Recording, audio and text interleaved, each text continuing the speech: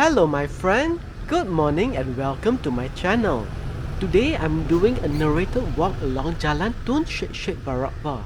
Come along and I'll explain to you the sights along the way. It's almost like having a virtual tour guide. Before we start walking, let me first show you the route.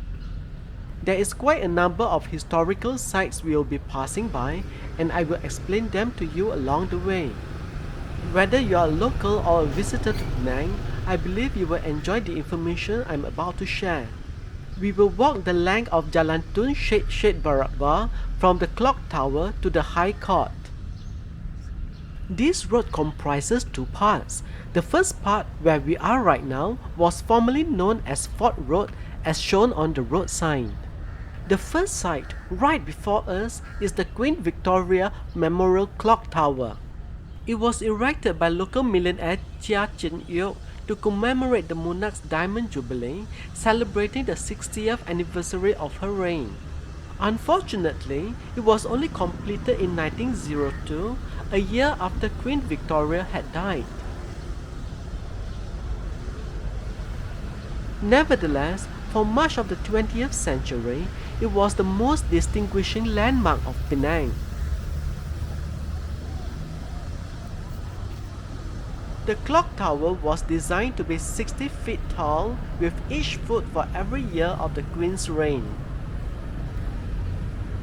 At the time of its completion, it towered over all the surrounding buildings and was also taller than most of the clock towers in other towns in Dan Malaya. A flight of stairs facing Beach Street leads to the door into the clock tower, though it is never open to the public.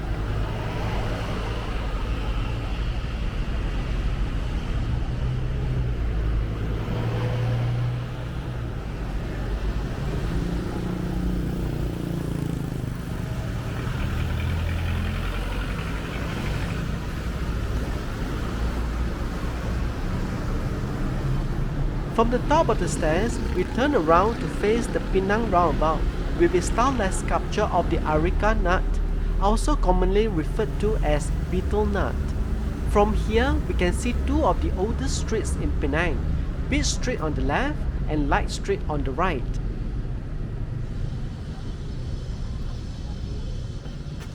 Right in front of us is Jalan Tun Syed Barakbar. It was created from two different roads.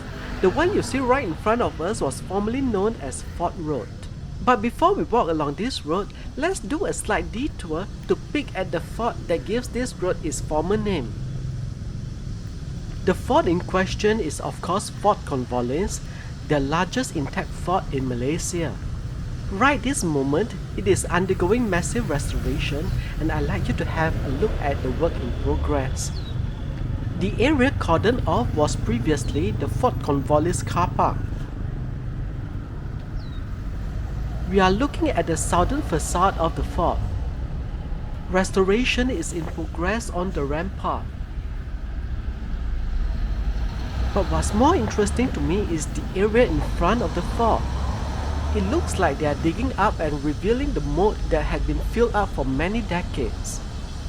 I understand that the plan is to restore Fort Cornwallis to its appearance in the 19th century based on maps by surveyor F.W. Kelly, who created maps of this area between 1891 and 1893. Now we return to Jalan Syed Barakbar to the eastern side of Fort Cornwallis. Across the road is the arcade of Swettenham Pier. There are a few tourist outlets here, though many are not open during the pandemic. The gate in front of us is an exit. If you arrive in Penang by cruise ship, you will emerge from this gate, and this area will be busy with taxis, trishaws, and nowadays Grab.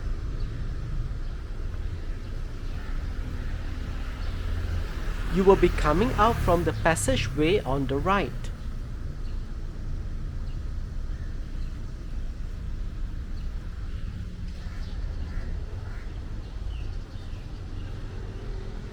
When Francis Light built his fort back in 1786, this area was sea and the shore came right up to his fort. It was subsequently reclaimed in the early 19th century. Looking through the fence, we can see these beautiful godowns. The word godown comes from the Malay word gudang, meaning a shed for goods. Completed in 1907, they spot those round potholes that let in some light. One of Francis Light's pet desires was for Penang to be a shipbuilding center for the British military, but it wasn't quite a success at that. Nevertheless, one ship was actually built here, on the spot where the godowns now stand. That was a frigate known as HMS Malacca, built in 1809. It was the first and only ship built by the Royal Navy on Prince of Wales Island. Now we return to the eastern side of Fort Cornwallis. There used to be a moat here, but not any longer, and I'm not sure whether they will dig it up again. The moat was 27 feet wide and 6 feet deep. It was filled up in the 1920s following a malaria outbreak. What we are looking at right now is the eastern gateway into the fort. There are two entrances. The one facing the parade ground on the other side is the main entrance. On this side was where the Sergeant Major had his living quarters.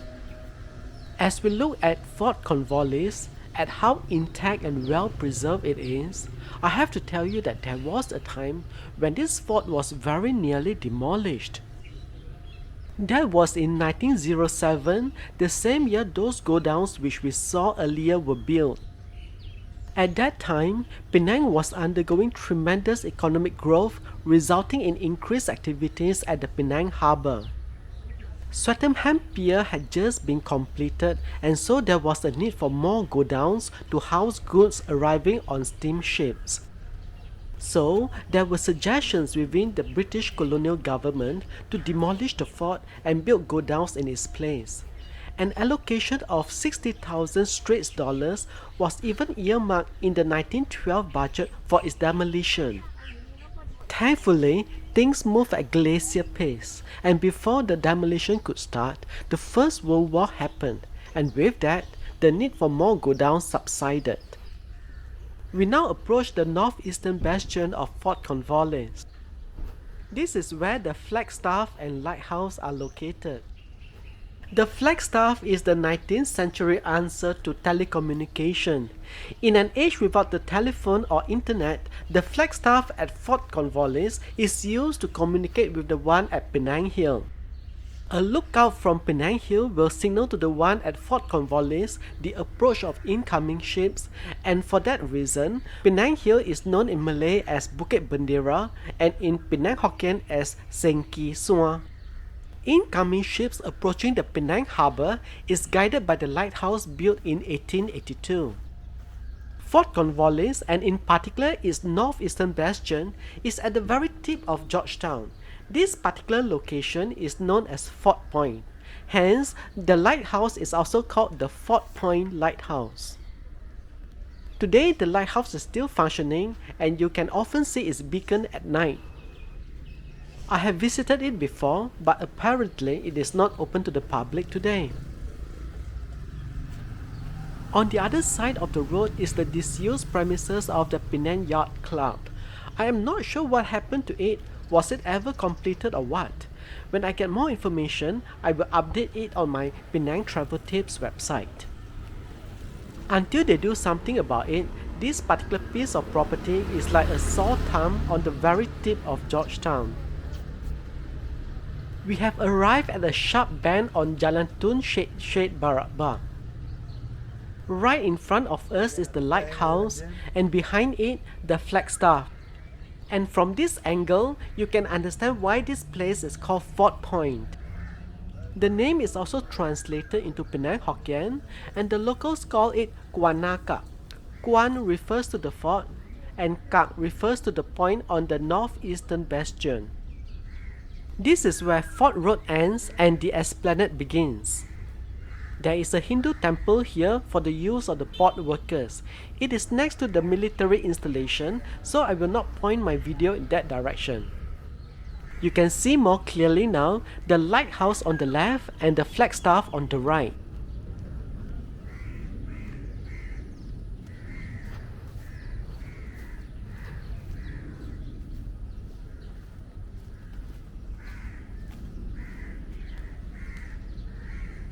Let me give you a close-up look at the rampart of Fort Cornwallis. This fortification dates to around 1805. That's after Francis Light had passed away. During that time, the colonial government was deliberating whether to keep Penang's main town at Georgetown or to move the whole population to a different location. You see, military strategists, including Lieutenant Governor George Lead, had found that Francis Light, lacking in experience in military matters, had chosen a site that is difficult to defend. They recommended that the town be moved. However, after considering the cost involved, the government decided to stay where they were and to expand and strengthen Fort Cornwallis. I had earlier mentioned that the moat was filled up due to malaria, but that's not the only reason. It was also to facilitate demolishing the fort. The northern facade of Fort Cornwallis still has all its cannons intact. On other places, the cannons had been removed to make way for demolition. But luck was always with the fort. Every time the idea of demolishing it was raised, something or other would thwart the plan.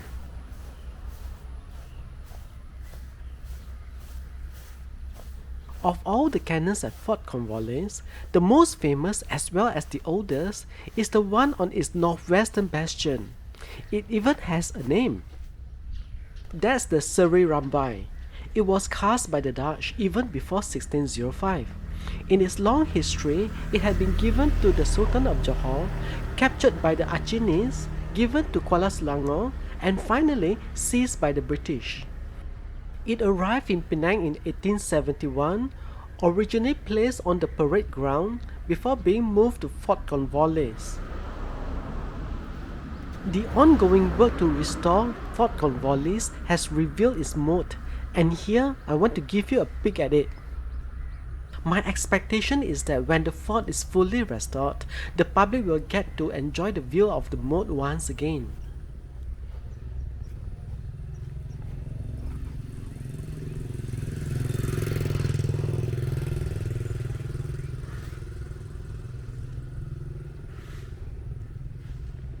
Now let's cross the road to take a look at the work to strengthen and upgrade the Esplanade seawall.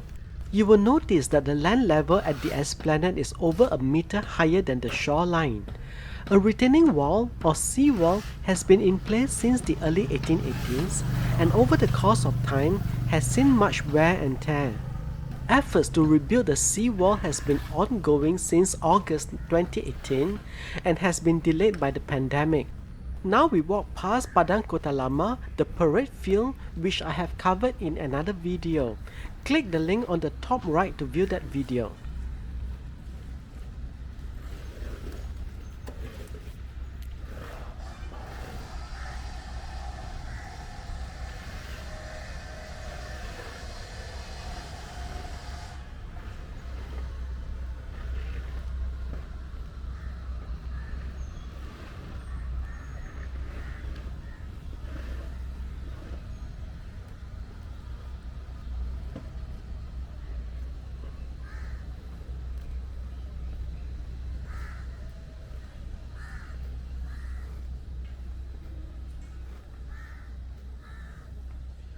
At the north central part of Padang Kota Lama is the Millennium Square, and at the center of the square is the Millennium Monument with its conical top.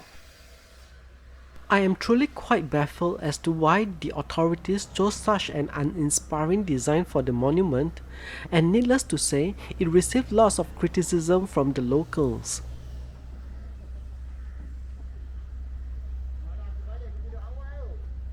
We continue on Jalan Tun Syed Barat Bar. The whitewashed building in front of us is the City Hall. The City Hall was built at the turn of the 20th century and completed in 1903 at a time when Penang was experiencing economic boom. For the first 100 years of its existence, the settlement founded by Captain Francis Light had lackluster growth and was seeking a reason for being. Then came the last quarter of the 19th century, and that's when Penang experienced a turnaround, becoming a regional economic center. This manifested itself in the construction of the City Hall, one of the most elegant buildings in Georgetown. When it was completed, it was known simply as the municipal offices. It only became City Hall when Georgetown was granted city status by King George VI in 1951. That city status went into abeyance when Penang Island became a municipality. Then on 1st January 2015, that municipality status was upgraded to city status, and now this building is the City Hall of Penang Island. Along the esplanade, to the left of the City Hall, is the cenotaph. This memorial to those who perished in the First World War was originally built in 1928. It was then damaged by Japanese bombings in 1941 and destroyed by Allied bombings in 1945. The replacement, completed in 1948, uses some of the original granite blocks that were saved by the Japanese. In addition to those who died in the First World War, the cenotaph now also commemorates the glorious dead from the Second World War, the Siam-Burma Death Railway, the Malayan Emergency, Indonesian confrontation, and the re-insurgency period. Memorial services are still being held here on Remembrance Day.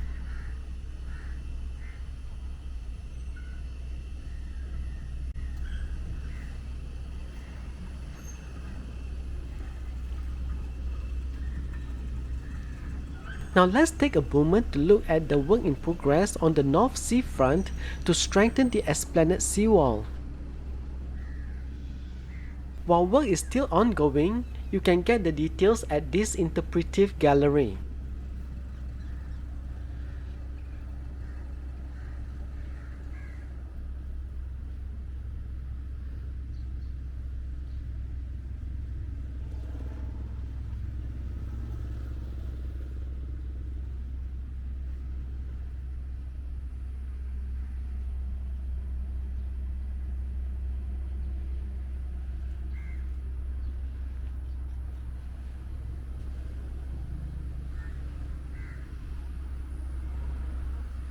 Here's a peek at things to come.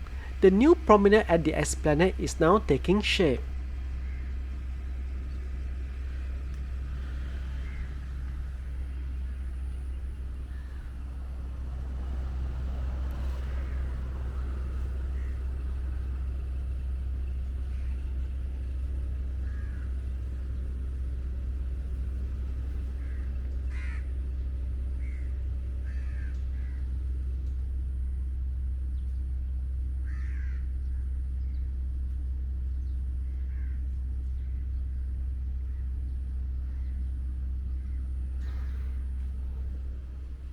The Esplanade originally ends at City Hall.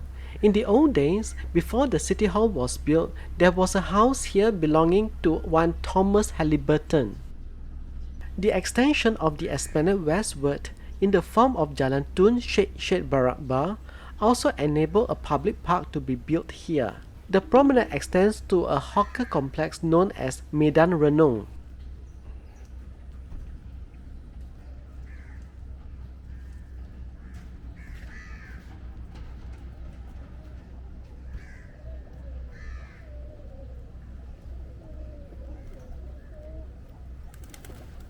This area only comes alive in the evening.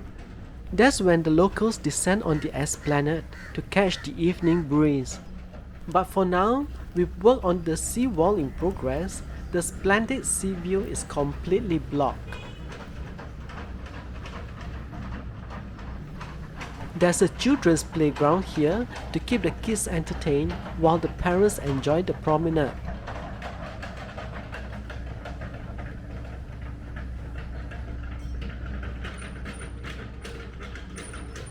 The hawker center in front of us is Medan Renung. It is famous for its Indian Muslim pasang bol, a spicy salad with cucumber, turnip, cuttlefish and fritters. It is one of the places to enjoy Penang hawker food, but you need to come in the evening.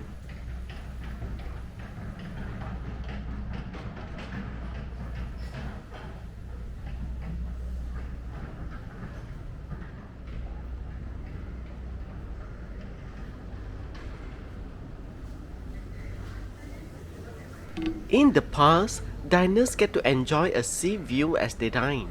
That is not possible at the moment until the works on the sea wall is completed.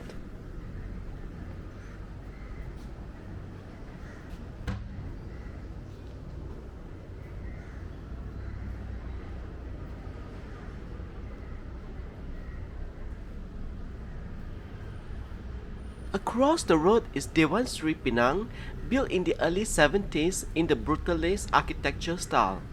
The land occupied by a car park has changed hands a number of times. In the earliest days, it belonged to British landowners James Carnegie and Captain John Butler before being taken over by Chinese millionaire Kho Sien Tat, who built Edinburgh House. And today, it belongs to the state as part of the city auditorium. This stretch of Jalan Tun Syed Syed Barabah was created when Dewan Sri Penang was built.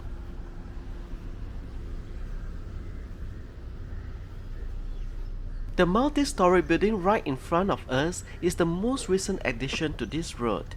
It is the annex to the High Court and houses the Session and Civil Magistrate Court as well as a multi-story car park.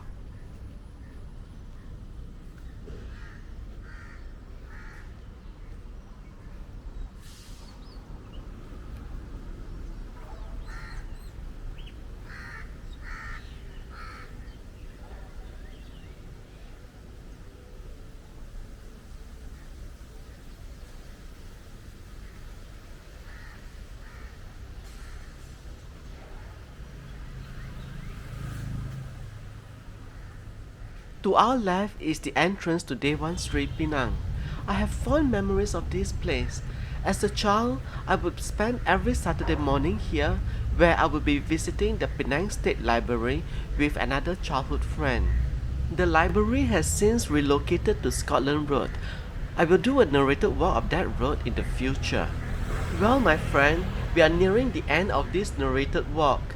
We will end at the junction up front, which is where Jalan Tun Syed Syed Barabah meets Light Street across from the Penang High Court.